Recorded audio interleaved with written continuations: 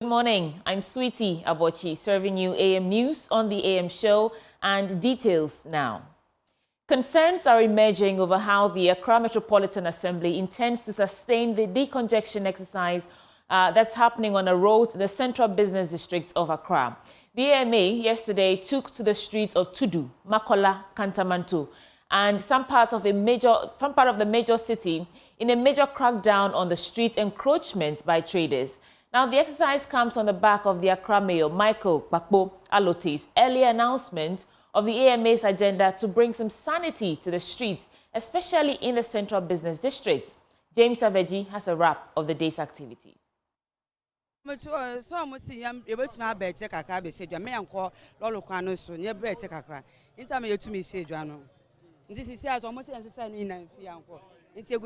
didn't know that this place is also part of the place?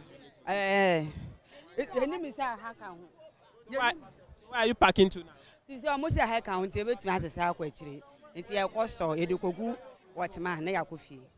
you are closing for them?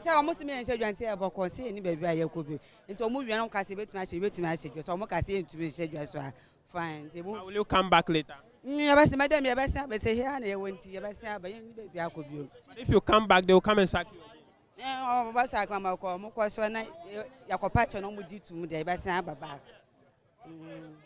Thank you. What are you selling? She said they've been told to leave the main road, and that's why some of them have decided to put their wares here on the shoulder of the road.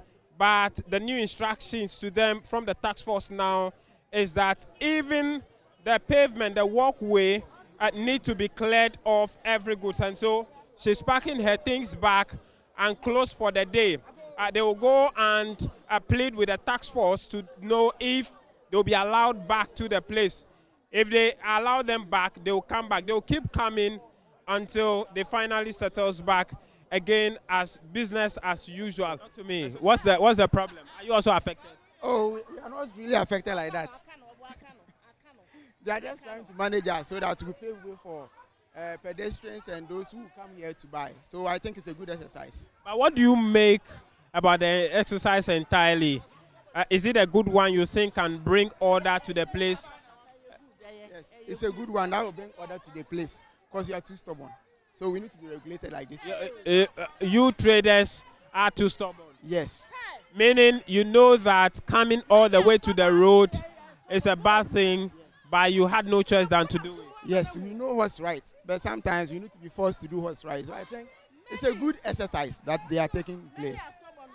It's a good exercise. I'm sure he's one of those ones, that's why he says so.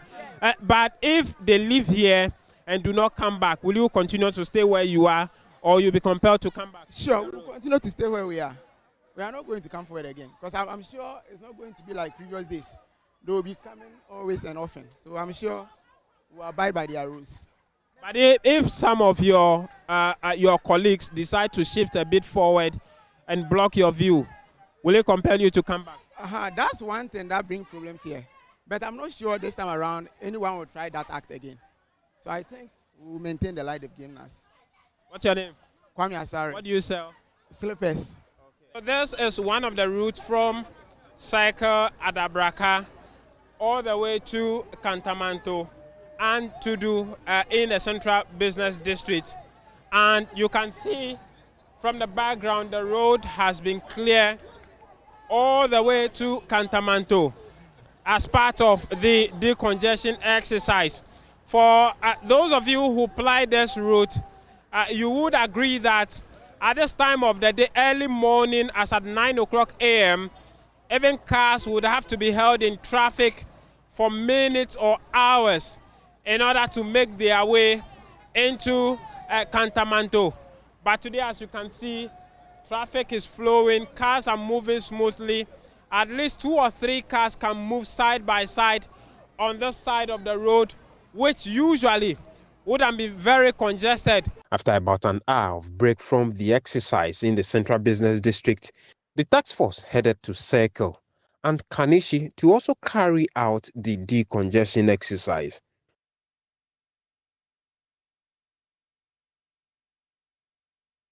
Residents of Wasai in the Sisala West District say poor road conditions are crippling their livelihoods, causing post-harvest losses due to difficulty transporting farm produce. At a press conference, community spokesperson Abdurrahman Dauda Katulo urged the government to fix the Ulo-Wasai Junction Bridge and open the Wasai-Du and Wasai-Preprem roads to boost economic activity. Joy News' Upper West Regional Correspondent Rafiq Salam reports from Wasai. Wasai community is predominantly farmers located in the Sisala West District. They are faced with myriad of challenges. Key among them is the deplorable road network of the area. According to residents of the community, the deplorable road network in the area is affecting their farming activities as they are unable to cut their farm produce from the community to the market centers. This concern was raised during a press conference by community members and addressed by Abdurrahman Dauda Kuntulo. The specific demand we are asking for is the fixing of the culvert or bridge just immediately after the Ulu-Wasai Junction.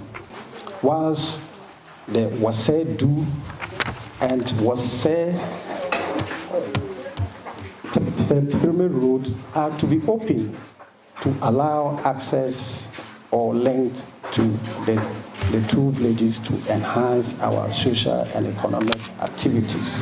The community's concern were further echoed by Wasambezo Abdul Wasio, a farmer. And also on the farming side still, people have trouble traveling or transporting their goods to the farms because the roads connecting them to the farms are very poor. And also even the roads connecting us to other communities are also very poor. They are in fact in a deplorable state. So we are calling on government if they could assist us with all these challenges. I think we also live a happy life in our own community. The appeal from the community is part of a broader list of concerns raised at a press conference organized by the chief of Wasai, Kuro Alaji Abu Kuntlo Dembon II. Other issues included the need for completion of a 2-unit classroom project, which is currently a community initiative. In the area of health, Madam Fatih Wasai Bobtoya, a retired nutritionist, shared their thoughts. So we pray that they will get more nurses so that if one is even away, another one can be there to support. Apart from that, when there are difficulties in delivery and they have to refer them to hang or any health center, the nature of the road is so bad that sometimes they either abort or they get complications when they get to the clinic. So we hope that if the road is well done, it will go a long way to help the women. Additionally, Kuntulo Mustafa, an assemblyman, contributed to the discussion. We don't have any drug for snake bite. Meanwhile, we are living in a snake area. Let me just say, here the bush, we are just close to the bush. And that is normally where the snakes are also hiding. So when it is farming time, many people suffered because of that snake bite. And when they come here, people die because of that. When they come to, we have to be rushing them to either hang or Golu, which is too far. The roads too are not good. Sometimes because of the road, you will just be managing now. Before you get there, the person is no more there. The press conference concluded with a call to action for community members to stop cutting down economic trees like here trees and to find better ways to replace them when necessary. Reporting for Joy News, Rafiq Salam, Wasai.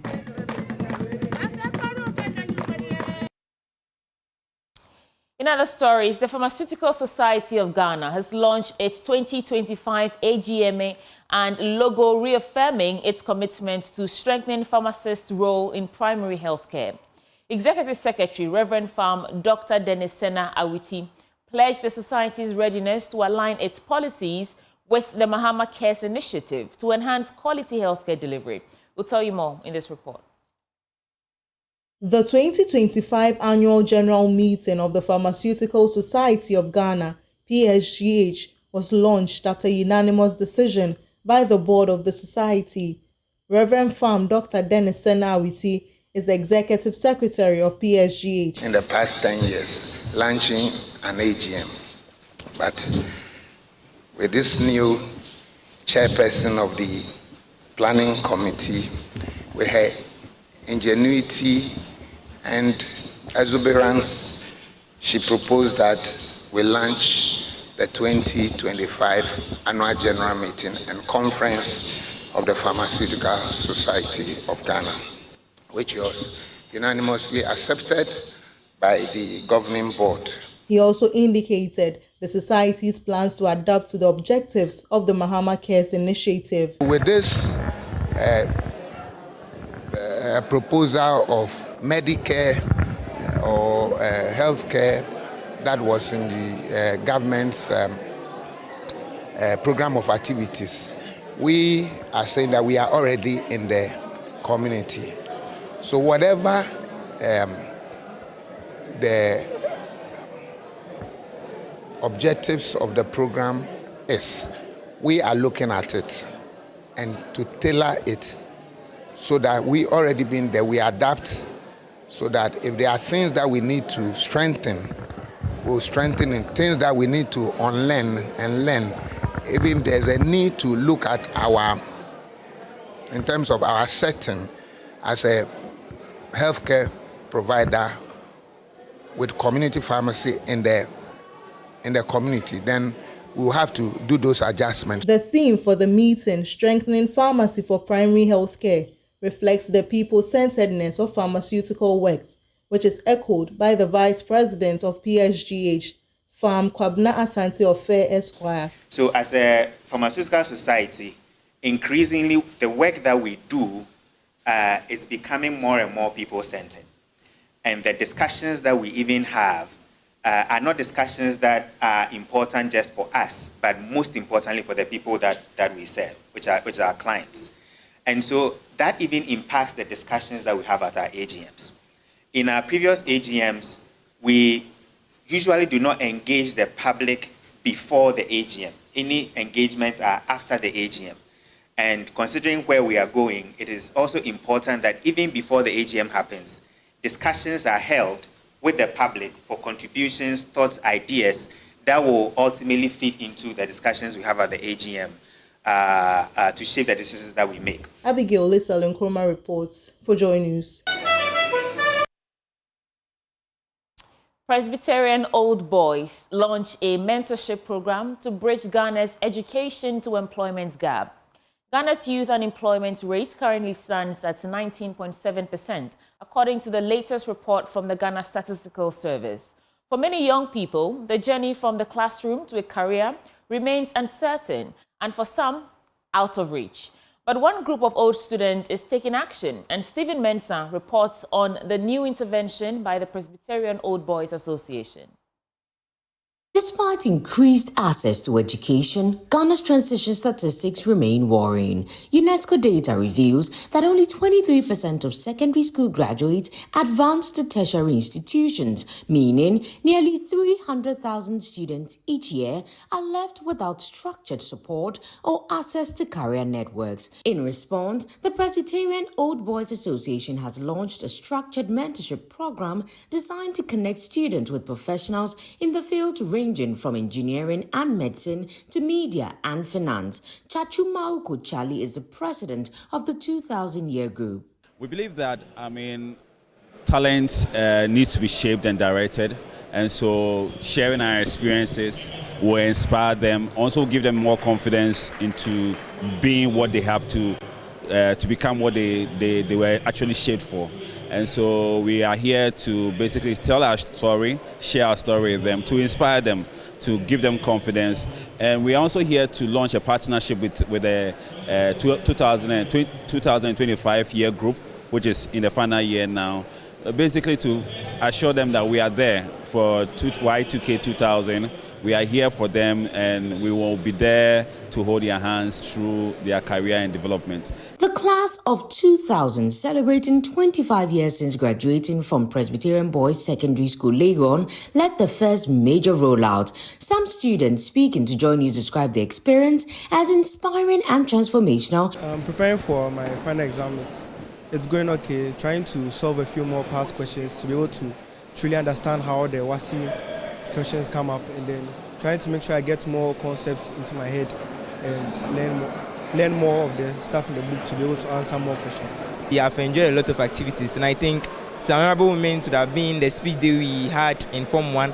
Others may be debate competitions we've been involved in. Others may be tours we've gone to other schools, and I think other inspirational programs and innovative ones which we've experienced from. With Ghana's labor underemployment rate also hovering at 24.2%, experts say scalable community-driven mentorship is essential in improving education to employment outcomes.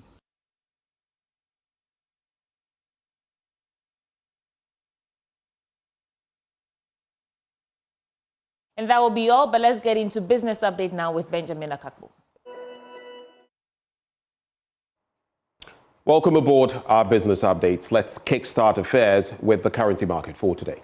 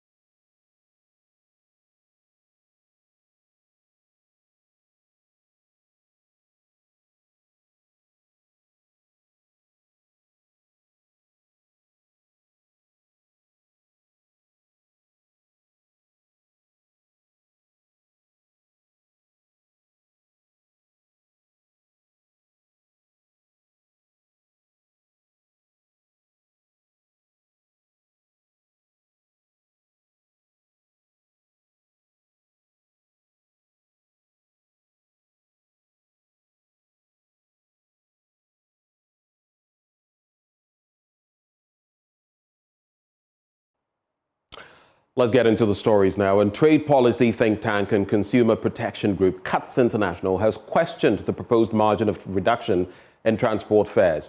Now, the Ghana Private Road Transport Union has finally announced in a statement that fares will go down by some 15% beginning this Saturday. However, West African Director of CUTS International, Apiakusi Adomako, says commuters should have been getting more than what has been announced. I think it is not enough. This kind of reduction came from the transport operators, not through any independent economic assessment that came. In fact, when you do the computation, consumers should be getting something around 21% or so. But the driver union has become more like a cartel, and they decide how much they should reduce their prices. That is why I've been saying for many years that Ghana needs a competition law that will address the issue of price fixing and cartels. Because once people know that they fix prices and they cannot be dealt with, they'll go ahead consumers. And in our next story, Executive Director of the Center for Environmental Management and Sustainable Energy, Benjamin Insian, has called for circumspection following Tullow Oil's announcement that it has commenced fresh drilling on the Jubilee field. According to him, while the announcement may be seen as a positive development for the country's oil industry, there is the need for transparency, accountability, and responsible management of Ghana's oil resources. He spoke to Joy Business. Maximization depends on contract signed. I believe that if we get fair contracts in some of these operations, and also injecting certain liquidity with respect to our national oil company in this drilling process, at the end of the day, we are likely going to get a lot of revenue from this upstream development. But if we do not sign good and fair deals, we are likely going to be shortchanged in this drilling development. So it is about us ensuring that there's that good governance in terms of contract signage, and also ensure that we partner well. Participation here means that we inject certain liquidity in our participatory interest, so that at the end of the day, if they are giving us some form of a share based on that particular interest, we also get a lot, and then convert this into revenue to support the development of this country. Well, from there, let's now check out the trading prices of some of the world's major commodities.